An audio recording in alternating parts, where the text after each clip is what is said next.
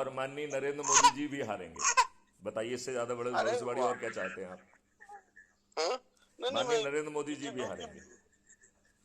मैं इतनी दूर की यदि यदि भविष्यवाणी मैं नहीं यदि कर। मैं लोगों को जगा पाया तो माननीय नरेंद्र मोदी जी भी हारेंगे, और यदि मैं नहीं जगा पाया हूं तो कुछ नहीं होगा। मैं अपने प्रयास में लगा हुआ हूं, चूंकि लोगों के 5 पैसे खर्च नहीं हो रहे हैं।